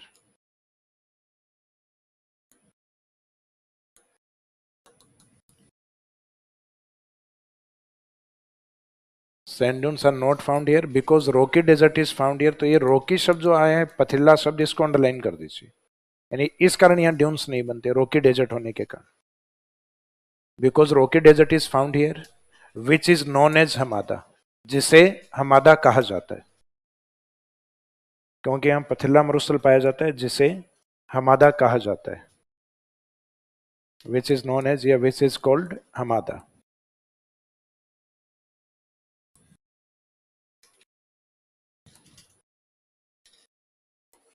जिसे हमादा कहा जाता है। तो एग्जाम में क्वेश्चन आपसे ये नहीं पूछने वाले, इधर से नहीं पूछ के आपसे यहां से क्वेश्चन पूछते हैं कि हमादा क्षेत्र क्या है, तो आंसर रहेगा रोकी डेजर्ट। पत्थर वाले मरुस्थल को हमादा कहा जाता है। क्यों प्रसिद्ध है? बालू का स्तूप नहीं पाए जाते, उसके लिए प्रसिद्ध। तो एग्जाम में जनरली चाहे मेंस के एग्जाम हो तब भी आपके कॉन्सेप्ट इधर से तो समझ में आया हुआ है अपने को कि विदाउट सैंड ड्यून रीजन क्या होता है, जहां बालू का स्तूप नहीं पाए जाते वो विदाउट सैंड ड्यून होता है। कारण उसके पीछे पत्थर वाला या रोकी डेजर्ट है जिसको हम क्या कहते हैं, हमादा। तो एग्जाम में इस कॉन्सेप्ट से क्वेश्चन बनता है, ना कि इस हेडिंग से। तो आंसर उल्टा लिखना होता है वहां। हमादा चट्टानी मरुस्थल को कहा जाता है जहां बालू का स्तूप नहीं पाए जाते। अब इसका एक ज्योग्राफिकल एरिया राजस्थान के अंदर, यानी एक भौगोलिक क्षेत्र है, वो कौन सा है? तो जैसलमेर से सदन की तरफ यानी बाड़मेर की तरफ,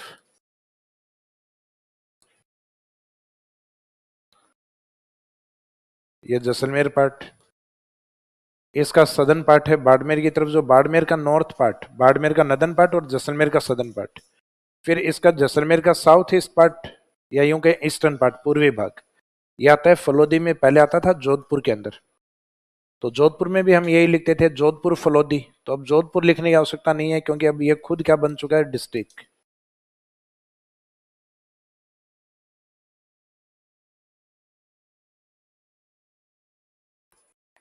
तो ये एरिया फलोदी।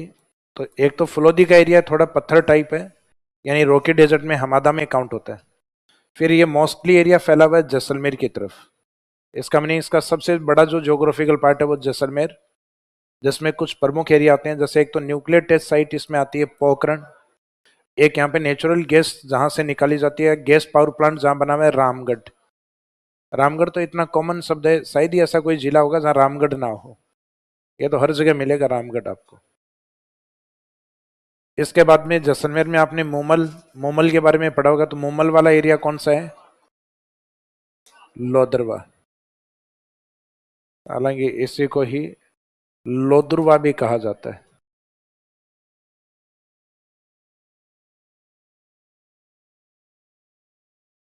स्पेलिंग जो इसकी लिखी जाती है वो लोदरवा वाले के अकॉर्डिंग ही लिखी जाती है, ना कि लोदरवा के according.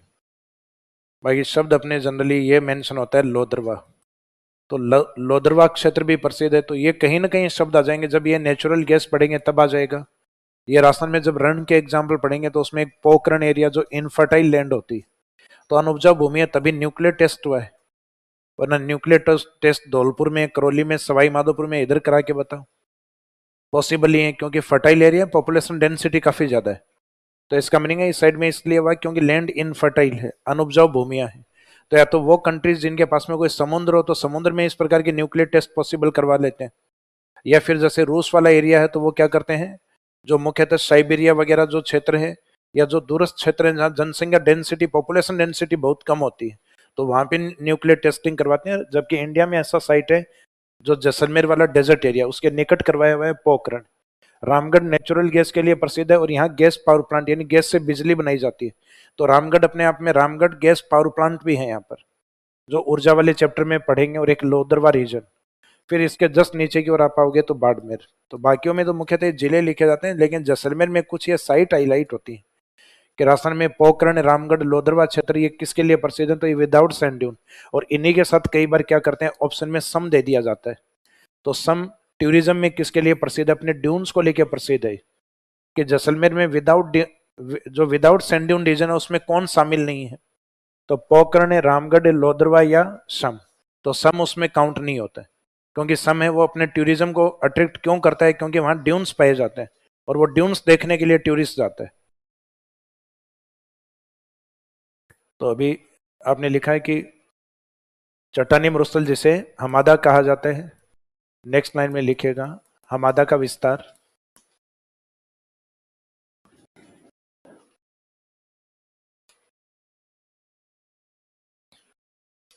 Hamada is mostly extent in Jaisalmer. Hamada का विस्तार सर्वाधिक।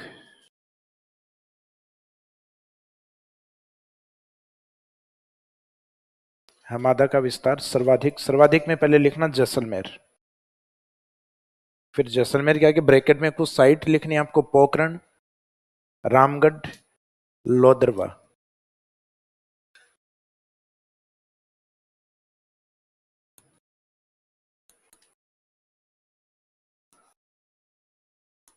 Hamada is mostly extend in Jaisalmer, Pokhran, Ramgarh और लास्ट में लोदरवा। फिर उसके आगे कंटिन्यूस 2 जिले और लिख देना, बाड़मेर एंड फलोदी। बाड़मेर एंड फलोदी।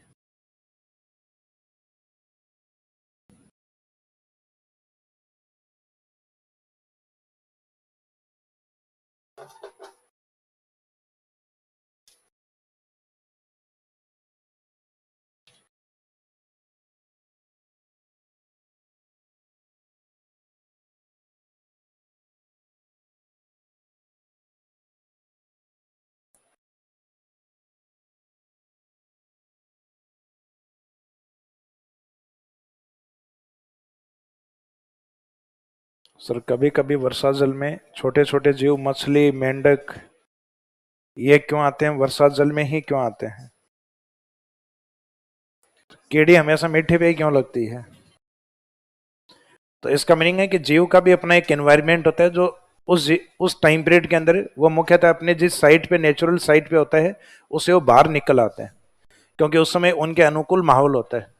जैसे जनरली कहते हैं वाइल्ड लाइफ, जो वन्य जीव जो होते हैं उनमें ब्रीडिंग का जो टाइम पीरियड होता है, प्रजनन का समय होता है, वो मुख्यतः आपके जुलाई से लेके और सितंबर के बीच ब्रीडिंग सबसे ज्यादा होती है, क्योंकि वन्य जीव में इस समय प्रकृति बिल्कुल खुशनुमा होती है, बारिश होती है, बादल होते हैं, माहौल होता है। भाई एक इंसान ही है जिसको माहौल की आवश्यकता नहीं होती, वो हर समय तैयार होता है। लेकिन वाइल्ड लाइफ या वन्य जीव है, वन्य जीवों में अट्रैक्शन का एक टाइम पीरियड होता है, यानी उनमें जो सेक्सुअली अट्रैक्शन होता है वो निश्चित समय, और उस समय अपने नेशनल पार्क और जो सेंचुरीज होती हैं उनको बंद रखा जाता है। आप कभी भी नेशनल पार्क को विजिट करने जाओगे तो आपके जुलाई, अगस्त, सितंबर में बंद रहते हैं। जैसे ही मानसून चला जाएगा वो अक्टूबर में ओपन होते हैं। जैसे अभी रणथंभौर चले जाओ, बंद है। हालांकि रणथंभौर तो उस टाइम से ही बंद है, बीच में वो अटैक हुए थे ना टाइगर सफारी को लेके, तब से ही बंद है, जो गणेश मंदिर वाला एरिया है। हालांकि टाइगर सफारी चल रही थी बीच में, लेकिन फिलहाल वो भी बंद है, वो अक्टूबर से ओपन होगी आपकी। अब वो जीवों का टाइम पीरियड होता है, यही कारण होता है। ये कौन से एग्जाम में पूछेंगे, क्यों पूछते हैं ऐसे क्वेश्चन आप लोग? पूछना भी हो अकेले में आके पूछा करो ये।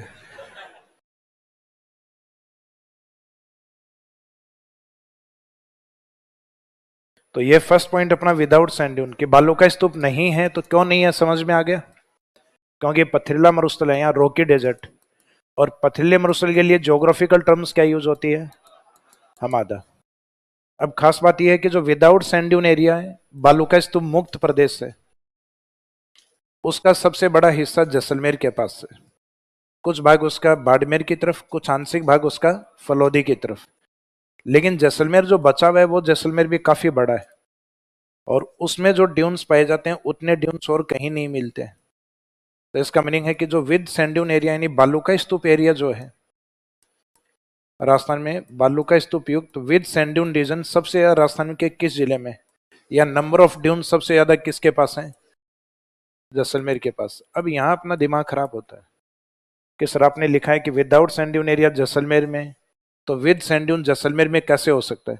तो इसका मीनिंग इसका ज्योग्राफिकल एरिया काफी बड़ा है, इसके हमादा जितना फैला हुआ है उतना हमादा किसी और के पास नहीं है। तो इसका मीनिंग है सबसे ज्यादा हमादा रीजन किसके पास हो गया, जैसलमेर। लेकिन बचा हुआ जैसलमेर है, उसके पास इतने ज्यादा ड्यून्स हैं कि उतने ड्यून्स किसी भी अदर डिस्ट्रिक्ट में नहीं है। तो इसका मीनिंग दोनों कंडीशन में जैसलमेर आगे होता है। ये सेम वैसा ही फैक्ट या पॉइंट है जैसा कि राजस्थान में सबसे अधिक जनसंख्या कहां पर है, जयपुर में। बाड़मेर में ग्रोथ रेट ज्यादा है, बढ़ाने की स्पीड ज्यादा है बाड़मेर वालों की, जबकि जनसंख्या सबसे ज्यादा कहाँ है, जयपुर। अब जयपुर के भी दो हिस्से, एक हिस्सा तो जहां अपन बैठे हैं जयपुर सिटी, तो राजस्थान में सबसे ज्यादा सिटी पॉपुलेशन यानी शहरी जनसंख्या सबसे ज्यादा किसके पास है, जयपुर के पास। राजस्थान में सबसे ज्यादा रूरल पॉपुलेशन किसके पास है, जयपुर के पास। तो अपने को यह लगता है कि दोनों जयपुर के पास कैसे हो सकती है, तो शहर वाली शहर में रहती है, गांव वाली गांव में रहती है। इसका मीनिंग उसके गांव में जितनी पॉपुलेशन है उतनी किसी भी अदर डिस्ट्रिक्ट में नहीं है। जयपुर की जो पॉपुलेशन आती है 2011 के अकॉर्डिंग 66 लाख के आसपास है। राजस्थान का कोई भी डिस्ट्रिक्ट है 50 लाख को क्रॉस नहीं करता, 50 छोड़ो 40 लाख को क्रॉस नहीं करता है। एक जयपुर है जो 66 लाख तक जाता है। तो इसका मीनिंग है कि 66 लाख पॉपुलेशन बहुत ज्यादा है। तो इसके सिटी में भी लगभग इसकी टोटल पॉपुलेशन का 52% जनसंख्या सिटी में शिफ्ट है। राजस्थान में से दो ही डिस्ट्रिक्ट हैं अपने जिनकी मोर देन जो मोस्टली पॉपुलेशन सिटी में शिफ्ट है। मोस्टली का मीनिंग 50% से ज्यादा। एक तो कोटा है जहां की 60% जनसंख्या शहर में शिफ्ट है, लेकिन उसके जो 60% का जो परसेंटेज है वो जरूर 60% है, लेकिन वो संख्या में कम है। तो संख्या में जयपुर वाली ज्यादा है। तो राजस्थान में सिटी पॉपुलेशन सबसे ज्यादा जयपुर, रूरल पॉपुलेशन सबसे ज्यादा जयपुर, क्योंकि जयपुर की ग्रामीण जनसंख्या जो बची हुई है वो भी काफी ज्यादा है। अगर आप जयपुर की लगभग 36 लाख के आसपास जनसंख्या शहर में मानो तो लगभग 30 लाख उनके ग्रामीण क्षेत्र में है, और 30 लाख बहुत सारे जिलों में टोटल जनसंख्या भी नहीं है।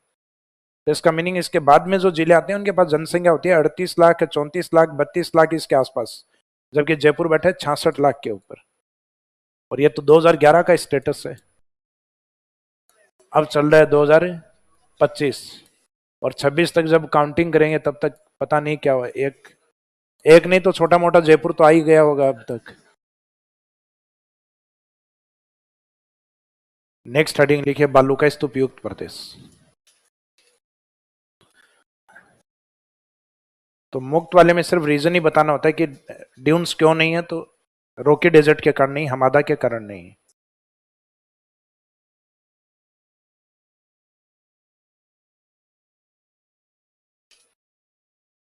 तो हमादा में रीजन तीनों लिख लिए थे ना, mostly extend in Jaisalmer, Pokhran, Ramgarh, Lodurva and उसके बाद में बाड़मेर, फलोदी।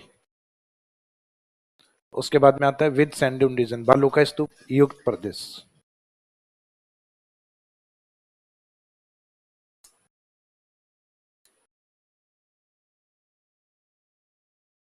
बालू का स्तूप युक्त प्रदेश विद सैंड ड्यून रीजन। तो विद सैंड ड्यून है तो इसमें एक तो पहले मीनिंग देखेंगे, मीनिंग ऑफ सैंड ड्यून यानी बालू का स्तूप का अर्थ क्या है।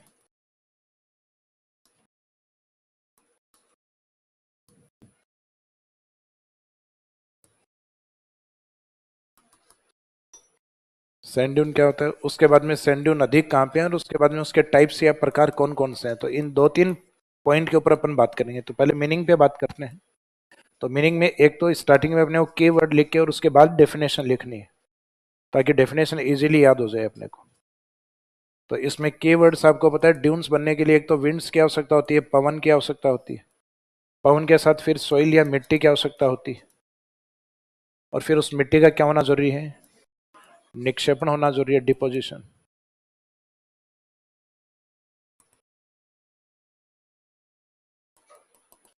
और डिपॉजिट होने के बाद जो स्ट्रक्चर बनते हैं इनको कहते हैं सैंड ड्यून्स, बालू का स्तूप।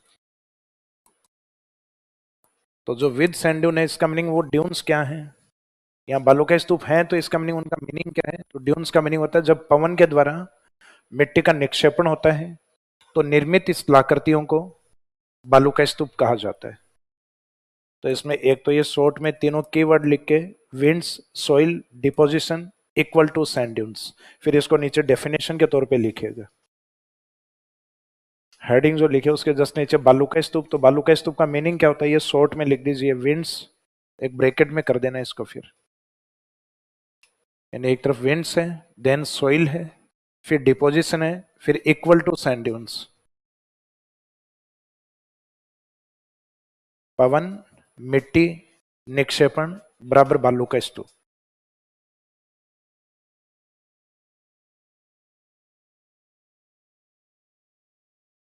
तो अपन पश्चिमी राजस्थान में देखते हैं या कहीं पे भी देखते हैं तो विंड्स के मुख्य जो कार्य माने जाते हैं, यानी विंड्स है वो कई प्रकार के एक्शन या कार्य करती है। तो उसके एक्शन या कार्यों में एक तो माना जाता है जहां हवा की गति तेज होती है वहां वो कटाव भी करती है। तो एक प्रोसेस या कार्य तो उसका होता है इरोजन, जिसको हम कहते हैं अपर्दन। उस अपर्दन के बाद में विंड्स की स्पीड तय करती है कि वो कितनी मिट्टी को अपने साथ उड़ाती है। तो उड़ाना इसका मीनिंग वो ट्रांसपोर्टेशन का काम भी करती है, परिवहन। उसके परिवहन वाले काम को देख के अपन कहते हैं आंधी आ गई। यानी विंड्स अपने साथ जब इरोजन या कटाव करके मिट्टी को अपने साथ उड़ाएगी तो वो हमारे लिए क्या होती है, डस्ट स्टॉर्म, वो आंधियां होती है अपने लिए। और फिर जैसे ही विंड की स्पीड कम आ जाए या सामने कोई अवरोध आ जाता है, बैरियर आ जाता है, तो ये जो विंड्स के द्वारा जो मिट्टी का ट्रांसपोर्टेशन किया जा रहा है, ये उस अवरोध के कारण या विंड्स की स्पीड कम होने के कारण वो मिट्टी धीरे धीरे वहां डिपॉजिट होना स्टार्ट हो जाती है। तो लास्ट कार्य विंड्स का होता है डिपॉजिट करना। तो पवन के किस कार्य से ड्यून्स बनते हैं, इरोजन, ट्रांसपोर्टेशन या डिपोजिशन। तो कई बार ये कीवर्ड पूछते हैं, ज्योग्राफिकल टर्म्स पूछते हैं आपसे कि पवन मुख्यतः अपने किस एक्शन या क्रिया के द्वारा ड्यून्स को बनाती है। तो इरोजन के द्वारा तो कटाव होता है, जबकि ड्यून्स बनते हैं डिपोजिशन प्रोसेस से। परिवहन का मीनिंग है उसको उड़ा के लेके जाना, मिट्टी को उड़ाने यानी आंधी। लेकिन जब उसका जैसे जैसे डिपोजिट यानी निक्षेपण का कार्य होगा वैसे वैसे क्या बनेंगे, ड्यून्स। तो डेफिनेशन में लिखे, जब पवन के द्वारा मिट्टी का निक्षेपण होता है तो निर्मित स्थलाकृति बालू का स्तूप कहलाती है। जब पवन के द्वारा मिट्टी का निक्षेपण होता है तो निर्मित स्थलाकृति बालू का स्तूप कहलाती है। When the winds deposit of soil, when the winds deposit of soil, then formed structure. When the winds deposit of soil, then formed structure are known as sand dunes. जब पवन के द्वारा मिट्टी का निक्षेपण होता है या पवन के द्वारा मिट्टी के निक्षेपण से निर्मित स्थलाकृति बालू का स्तूप कहलाती है।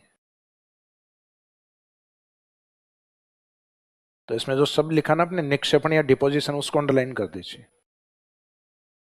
जैसे विंड्स के मैंने अभी आपको बताया कई प्रोसेस या कई एक्शन या कार्य होते हैं, erosion work, transportation and deposition. तो ड्यून्स डिपोजिशन प्रोसेस से बने होते हैं। तो ये तो डेफिनेशन हो गई। अब ये अधिक कहां पाए जाते हैं, तो राजस्थान में सबसे ज्यादा पाए जाते हैं जिस जिले में हमादा है उसी जिले में। तो हमादा के बाद जो बच गया एरिया वो ड्यून्स का एरिया ही होता है, जैसलमेर में। लेकिन आपको सभी प्रकार देखने हो तो आपको जाना पड़ेगा जोधपुर की तरफ।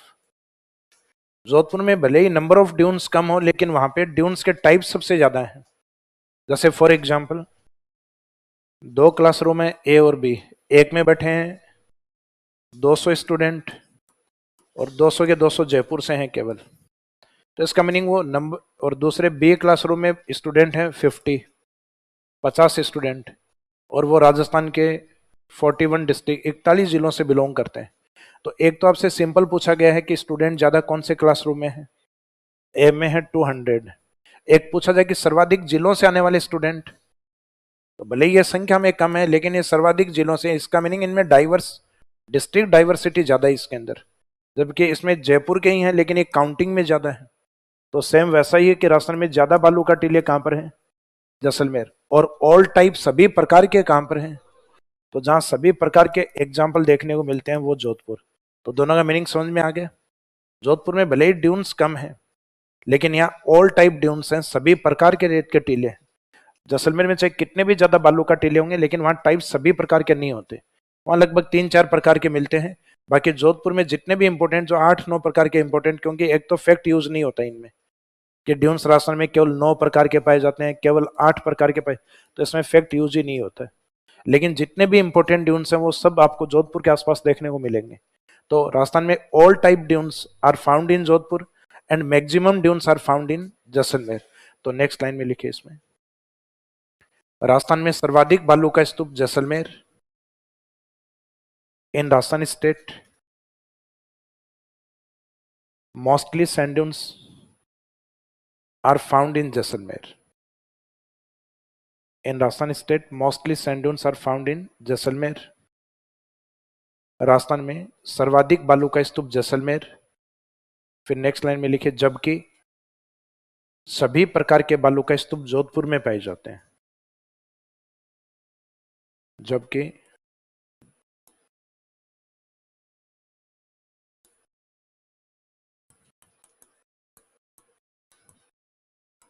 while all type sand dunes are found in Jodhpur. तो इसमें अंडरलाइन कर देना ऑल टाइप्स, ऑल टाइप या ऑल टाइप सैंड ड्यून्स। तो नेक्स्ट में पहले में अंडरलाइन करना सर्वाधिक को, नेक्स्ट में अंडरलाइन करना सभी प्रकार को। तो इसका मीनिंग एक में हम क्वांटिटी की बात कर रहे हैं, संख्या की, और एक में बात कर रहे हैं उनकी वेराइटीज की, टाइप्स की बात कर रहे हैं।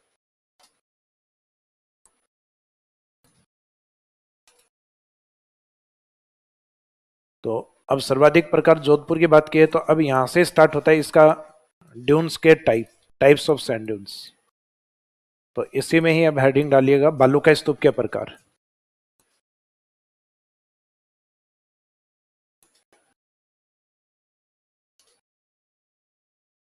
तो इस ज्योग्राफिकल एरिया में ड्यून्स बनते हैं, ये तो हमने डेफिनेशन में बता दिया कि यहाँ विंड्स होती हैं जो सोइल या मिट्टी को डिपॉजिट करती है, निक्षेपण करती है, और उस निक्षेपण से बनने वाले स्ट्रक्चर ड्यून्स होते हैं, जो राजस्थान में मैक्सिमम किस जिले में है, जैसलमेर में। और ऑल टाइप ड्यून्स सबसे सभी प्रकार के बालू का स्तूप जोधपुर।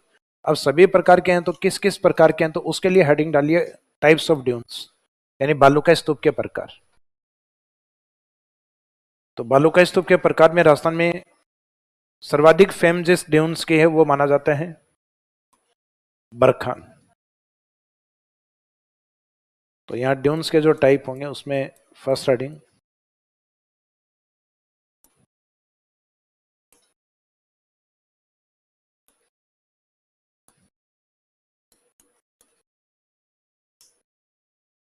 है बरखान।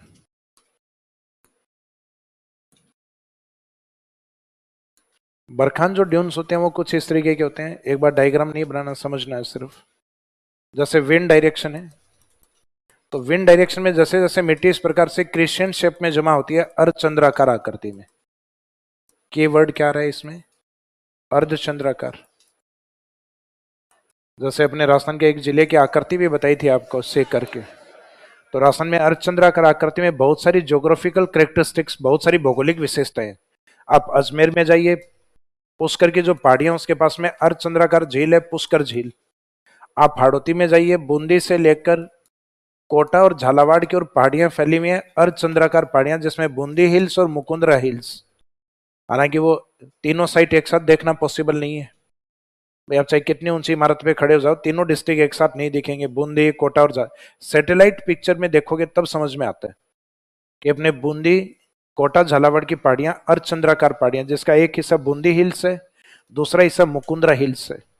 तो मुकुंदरा हिल्स होता है कोटा झालावाड़ का पार्ट, और बूंदी हिल्स है बूंदी का हिस्सा। तो ये तो समझ में आता है, जयपुर की पहाड़ी जयपुर में है, तो बूंदी की पहाड़ी बूंदी में है।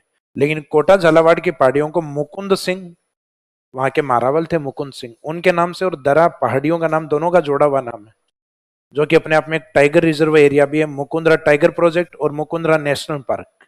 हालांकि नेशनल पार्क में झालावाड़ को नहीं लेते, कोटा के साथ उसमें कंसिडर किया जाता है चित्तौड़ को।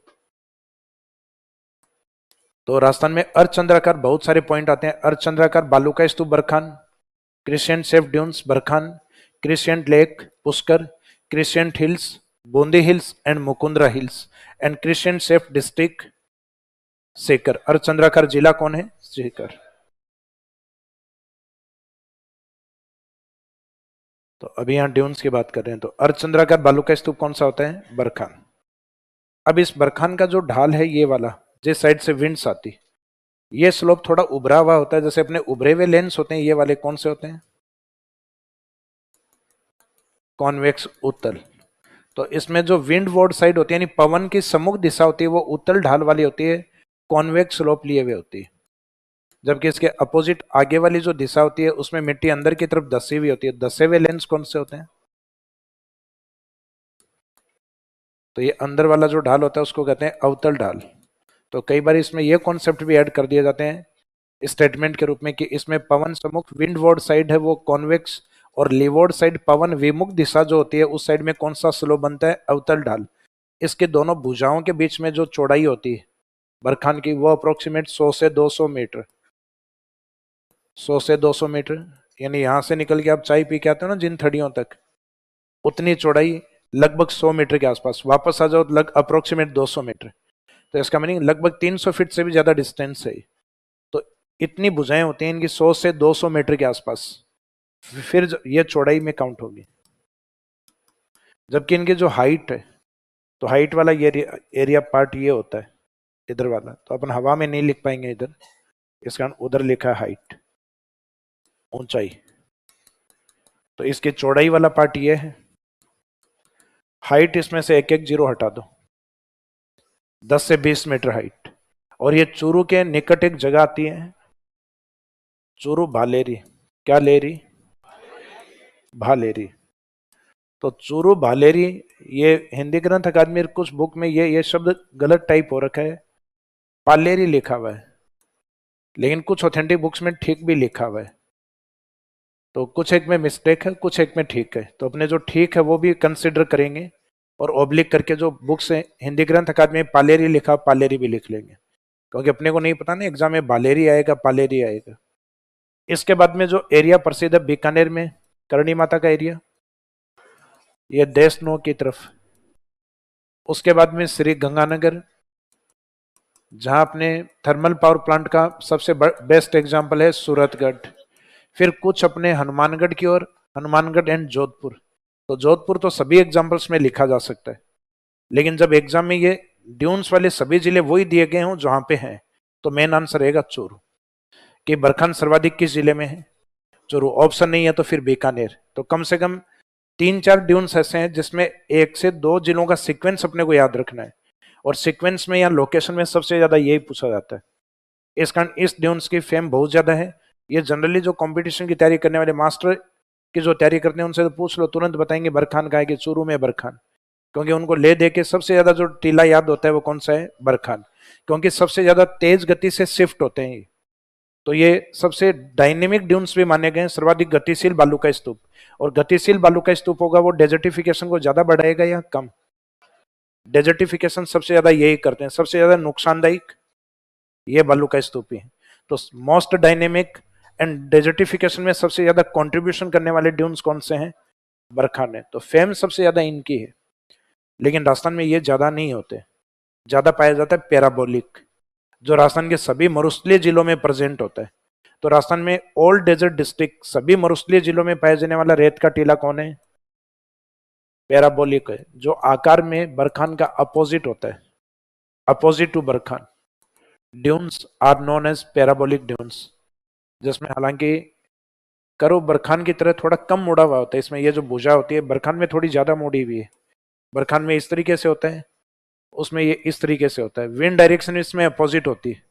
बरखान में जिस साइड में भुजाएं हैं, विंड्स उसी साइड में चल रही है, जबकि इसमें जो भुजाएं हैं उन भुजाओं के अपोजिट विंड्स आती।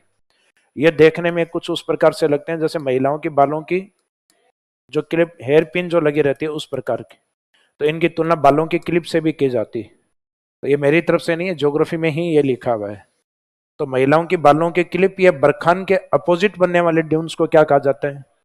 पैराबोलिक। राजस्थान में मैक्सिमम ड्यून्स कौन से हैं? पैराबोलिक। सबसे ज्यादा शिफ्ट या गतिशील कौन से हैं? तो स्पीड वाले ज्यादा ये होते हैं। तो डेजर्टिफिकेशन में योगदान बरखान का ज्यादा होता है, जबकि राजस्थान में मिलने वाले ड्यून ज्यादा कौन से हैं? पैराबोलिक। तो बरखान में तो अपने को यहां इसको देख के तो इतना ही समझ में आ रहा है कि अर्धचंद्राकार बालू का स्तूप।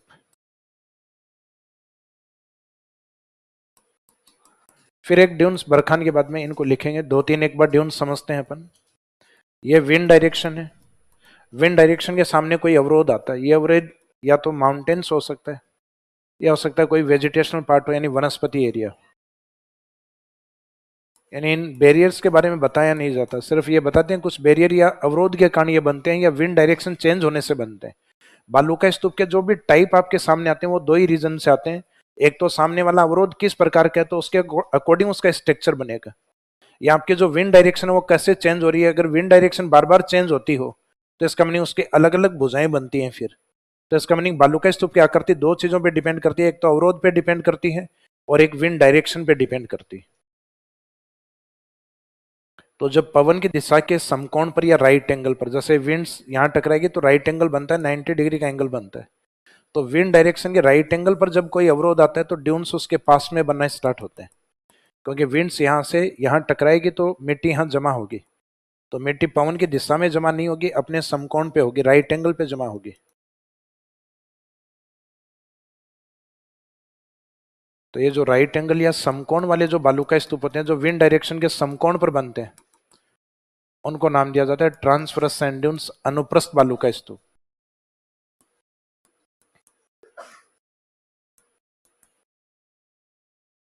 ट्रांसवर्स सैंड ड्यून्स, इसका मीनिंग इसमें जो विंड्स है और जो बैरियर है वो दोनों राइट एंगल बना रहे हैं, टी से बना रहे हैं। तो टी से बन रहा है वो कौन सा है, लेटावा टी। तो ये कौन सा है, ट्रांसवर्स, अनुप्रस्थ बालू का स्तूप। एक जब विंड डायरेक्शन में पवन की स्पीड बहुत तेज हो तो ये ज्यादा मिट्टी को अपने साथ ले जा सकती है, लेकिन जैसे जैसे इसकी स्पीड कम होती है तो ये जो मोटे पार्टिकल्स हैं उनको अपनी दिशा में अपने पैरेलल ये जमा करना स्टार्ट करती है। तो कई बार ड्यून्स पवन की दिशा के पैरेलल भी बनते हैं, समानांतर भी बनते हैं। तो इसमें विंड्स और ड्यून्स एक लाइन में दिखाई देते हैं आपको। तो लाइन में होने के कारण इनको क्या कहा जाता है, लीनियर सैंड ड्यून्स, यानी रैखिक बालू का स्तूप। एक तो इनको रेखीय या इनको रैखिक बालू का स्तूप कहा जाता है, दूसरा शब्द इनके लिए लॉन्गिट्यूडनल ड्यून्स भी यूज होता है। यानी इन बालू का स्तूपों को अपन अनुदैर्ध्य बालू का स्तूप के रूप में भी मानते हैं, जबकि जो राइट एंगल पे बनते हैं उनको क्या कहते हैं, अनुप्रस्थ या ट्रांसवर्स। तो ये इंग्लिश वाले टाइटल में थोड़े इजी हो जाते हैं कि जो समकोण पे जो बन रहा है वो टी वाला रहेगा, ट्रांसवर्स। और जहां विंड डायरेक्शन और ड्यून्स दोनों ही एक दिशा में पैरेलल बनते हैं, तो पैरेलल बनते हैं यानी एक लाइन में बन रहे हैं, तो लाइन वाले जो है वो लॉन्गिट्यूडनल या लीनियर सैंड ड्यून्स, यानी एक रेखा में बनते हैं, इसका रेखिक या रेखीय बालू का स्तूप या अनुदैर्ध्य बालू का स्तूप होते हैं।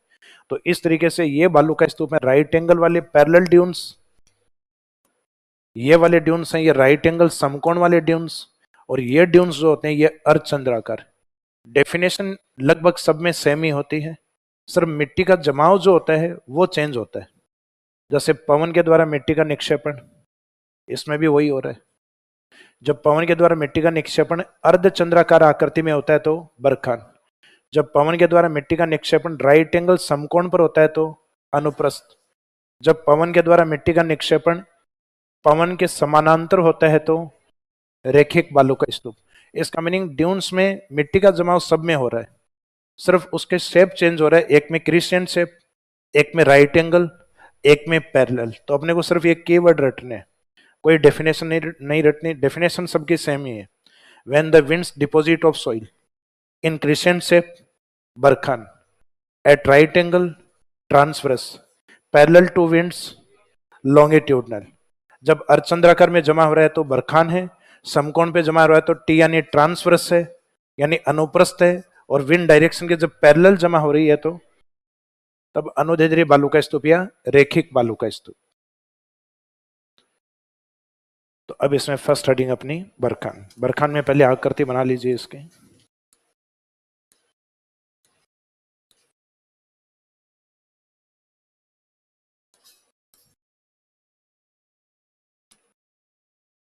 जो पवन सम्मुख दिशा यानी ये वाला जो भाग है ये उत्तल ढाल है इसमें।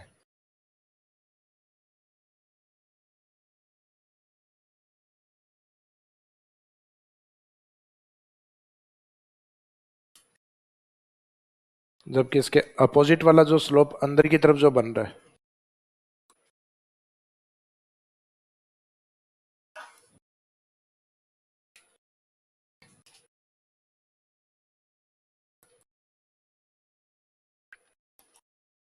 ये कॉनकेव स्लोप यानी अवतल ढाल। इसके भुजाओं के बीच की जो चौड़ाई होती है,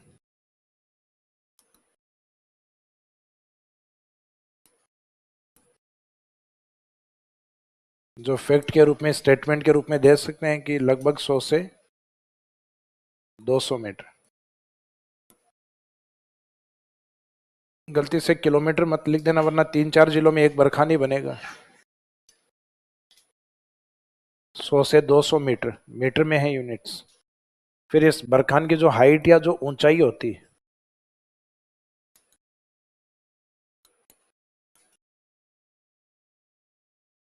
उसमें एक एक जीरो हटा दीजिए इसमें से। लगभग 10 से और 20 मीटर। 1 मीटर में लगभग 3 फीट होते हैं, तो 20 मीटर में लगभग 60 फीट जितने ऊंचे होते हैं। यानी एवरेज हम मानते हैं 10 फीट पे एक इमारत होती है लगभग। हम शहरी क्षेत्रों में जो बनाते हैं, गांव वाले तो 11 साढ़े 11 फीट पे बनाते हैं। तो इसका मीनिंग है कि लगभग 6 मंजिला इमारत की जो हाइट होती है, वहां तक बरखान की हाइट होती है। तो काफी ऊंचे बालू के स्तूप बनते हैं।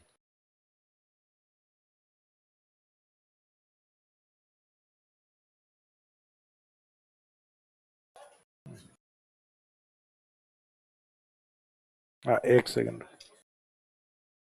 शिक्षक दिवस की हार्दिक शुभकामनाएं। आपको भी बहुत सारी शुभकामनाएं। समोसा पार्टी का आयोजन करवा दो नवीन जी।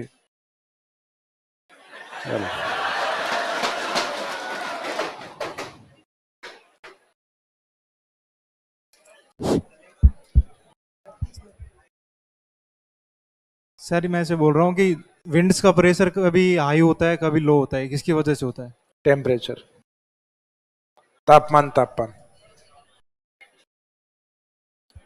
विंड्स कभी कोई फ्लो नहीं होता, तो इसका मीनिंग हर जगह टेम्परेचर एक जैसा है, एयर प्रेशर इक्वल है, उस समय माहौल शांत होता है।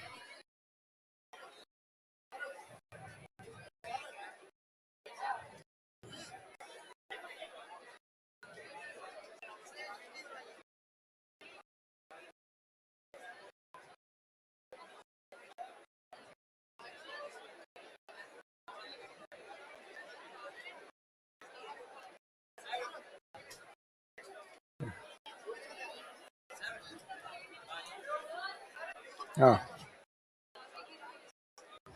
चाबी गिरी। हाँ भाई, ये चाबी किसकी है?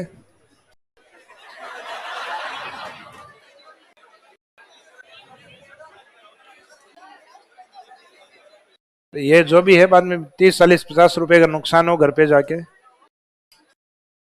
आपकी। क्या संभाल के रखो यार। ये मेरे को लड्डू वाले उसकी लग रही है शायद। वो घर से गांव से लड्डू या घी की केटली आती है ना, उसके लॉक लगा के रखते हैं जब घर में 2 रूम में जब 2 या 3 जने होते हैं तब।